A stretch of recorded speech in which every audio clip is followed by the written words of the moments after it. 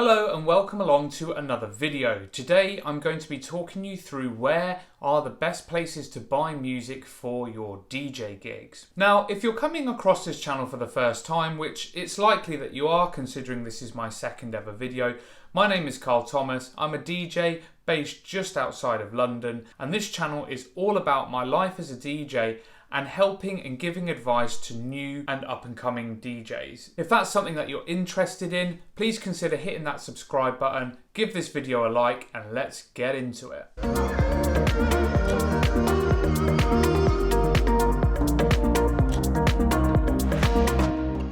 Now, I'm going to sound really old here, but the way in which we consume music has changed so much over the past 10 to 15 years.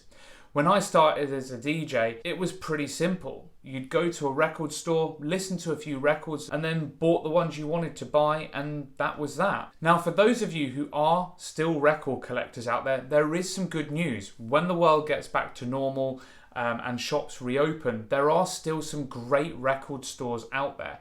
And a little hack for you, check local charity shops, check car boot sales as well, because these are all really good places to buy. Yes, second hand, but great records at pretty cheap prices, whether it be vinyl or CD. Whilst I'd love to reminisce about old times and buying records and vinyl and CD, that's going to be pretty boring for you. You came here to hear about where I buy music for my DJ gigs.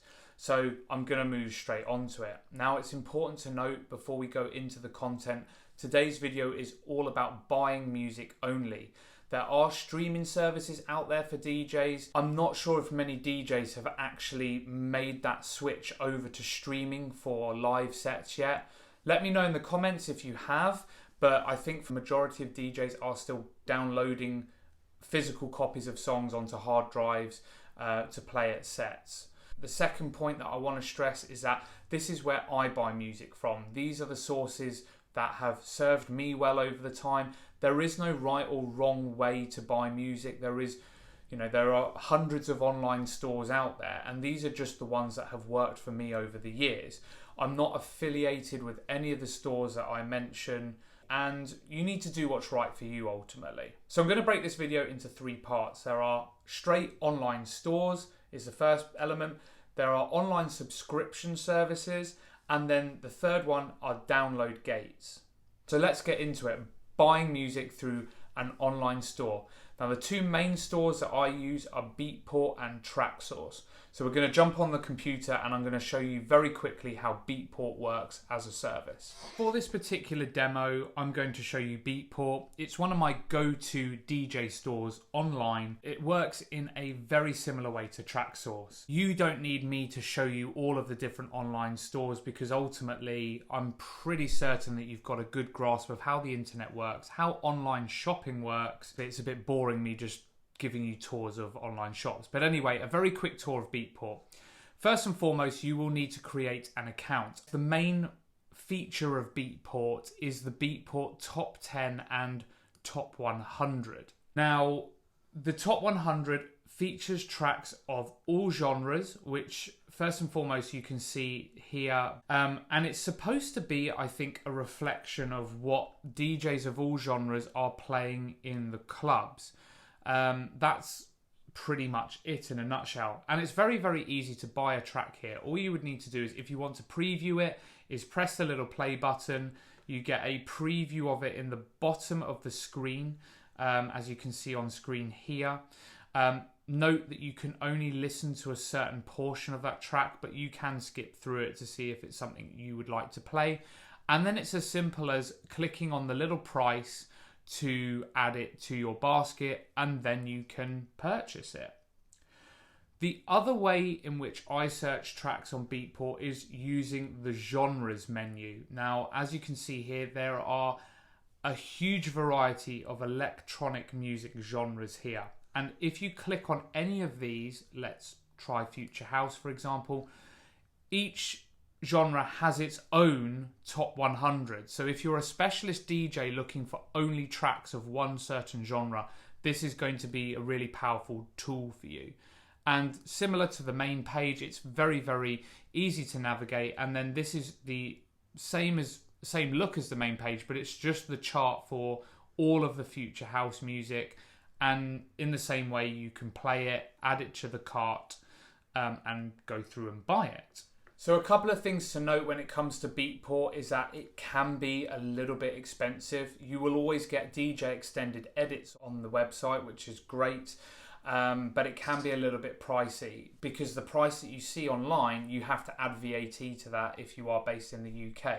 So it always ends up being a little bit more expensive. Now, a little hack for you, if you are on a little bit of a budget and you can't quite afford Beatport's prices, what you can do is look up the tracks that you want to buy on Beatport, head on over to Apple Music and see if they've got the same version of the track. That way you're only paying 79p or 99p for the download, whereas Beatport, it can be, I think the minimum price is 99p and it goes up to 149, but then you've also got to add 20% onto that for tax. So straight on to the next source where I get my music from are subscription services. Now, when it comes to subscription services, it literally does what it says on the tin. You subscribe to the site for a period, usually a month or a quarter, and then you get unlimited access and downloads to their record pool. I think currently DJ City is £60 a quarter, so that equates to £20 a month, and it's the same for DMP, which is the digital music pool. These are the two subscription services that I have used the most. More so than not, I stick to DJ City. I don't use both at the same time. Important to note that when you are signing up for a subscription service, you do have to be, or you should be, a working DJ. The application process will ask you where you are currently DJing, and this makes it a little bit harder if you are just starting out. However, what I would say is, even though the sites ask for references, I've never known my references to be checked, so it's worth a go. I'm now going to jump on the computer and just give you a quick whistle-stop tour of DJ City. When you're on the main page, you don't even have to subscribe to see what kind of music is on the pool. New music gets added onto DJ City every single day, and it's very, very simple. It's a list format. So you can see here, Saturday the 9th of May, these are the tracks that got released. Friday, Thursday, etc. And it just adds things on a day-by-day basis. You also have two main charts, which is the Record Pool Hotbox. These are tracks all from all around the world. And then because we're in the UK, this has got the UK top downloads there. DJ City has been known in the past for being quite urban heavy. There is a lot of urban music on here.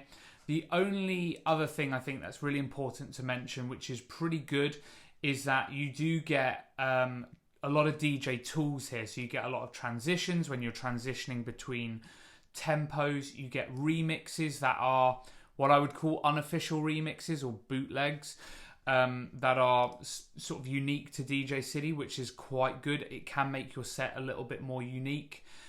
There are some mashups on here as well. Now, if you are a specialist DJ, you can filter by certain types of genres. So if we toggle all of these off and apply, you will see that actually there's not been many house uploads recently. In the last week, there's a few, but not many.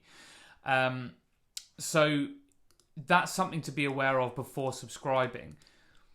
And the only other thing to mention is that there are trends. So again, if you're looking for a bit more of like a Beatport scenario whereby you're looking at charts within certain genres, if you click on the Trends tab, once that loads, you get different, essentially like charts. Use it with a pinch of salt. That is selected by DJs. There's not much more to say on DJ City other than that. Apart from it's a subscription service, you can have a browse without, I'm not even signed in here, but you can have a browse. So have a look, see if it's right for you. So that's a very, very quick intro to DJ City, what it looks like if you haven't seen it before. One thing to note, and this is really, really important, is that you pay your subscription to DJ City, but it's not the be-all and end-all. It's not a one-size-fits-all solution. There are going to be tracks that you want that will never be added to that record pool. So consider this before subscribing, because if your budget for music is £20 a month, that isn't going to be the source for everything. I always top up my record collection with tracks that I've bought from Beatport, Apple Music and other sources.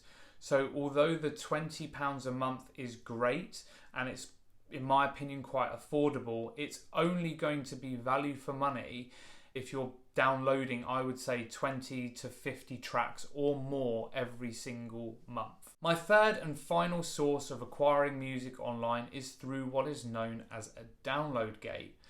The most common one I've seen online at the minute is one called Hyped. Now, essentially, you're getting music for free, which is amazing. It's used by artists to gain a better online presence, and usually the artists that are uploading to these download gates are unsigned artists, artists that are making mashups, artists that are making bootlegs, and also perhaps their own original material, but it's not been signed by a particular record label. Now, the download is free, but you're going to have to jump through a few hoops to get it. The most common one would be to follow them and leave them a comment on the SoundCloud page. But these steps can go further. So for example, some artists will start with the SoundCloud like, follow, comment. Then they would ask you to follow them on Instagram. They might ask you to leave an email address. So they can make you jump through a few hoops just to get one particular track. I would say by all means use a download gate, but use it with caution. I remember this one artist that I downloaded a track from. I got added to his email mailing list, and honestly, by the next morning I had about 50 emails from them. Check my Instagram post out. I've got a new YouTube video out. I've got a new Spotify playlist out, because ultimately that mailing list goes straight to the artist and they can give you whatever they want via email. So just use it with caution and you're absolutely fine. So there we have it, guys. Those are my top 3 methods for buying and acquiring music online. If you're getting your music from somewhere different and you think I'm missing out, leave it in the comment section below. Until the next time, have a great week and I'll see you again soon.